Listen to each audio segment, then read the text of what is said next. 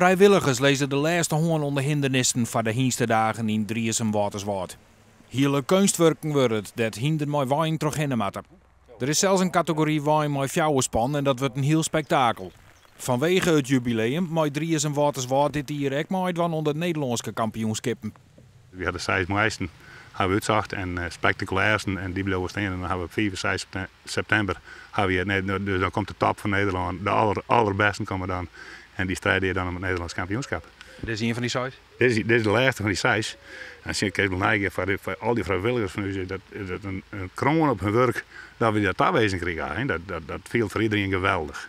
Dat het een feest worden zal, daar kan jongeres Griet Wiersma in meestemmen als fan van het eerste uren. Het begon met een slokje voor een club die het van alles organiseren, autocross en nu is dit Hiensteverstein en natuurlijk uitgegroeid tot het hele grote iets. Dat ik mij graag dan alle jaren neem bij al die hindernissen langs en geweldig dat ze dat van me hebben.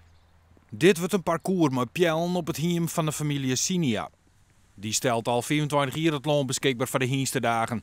Maar de broer en de 2 zussen moeten ophouden met het boerenbedrijf. En dat is zwier nadat het haast 150 jaar in de familie West had. Heel zwier, heel zwier, ja. Is het al leeg? Alles leeg en alles kienazen. En dan is er niks meer. Het houdt op. Ik kan het niet meer doen. Nee? Nee. Mijn oude knibbel wil niet meer. En geen opvolging? Nee, geen opvolger. Je wordt wat ouder. En dan wordt het staren wat minder. Ja. En dan kan je het werk niet meer doen. En dan ga je staren wat langer werk. En dan mag je plaats keer beslissen. Ophouden of teruggaan. Ja, plaats kind niet meer teruggaan. Het is bij de Sinia's binnen als geen je een eeuw waarom in de tijd. Geen gasaansluiting? Nee. Maar we zien op elektrisch, dat gaat liever goed. En stoken dan? 2 houtkachels en kolenhard. En je zit hout om lang genoeg.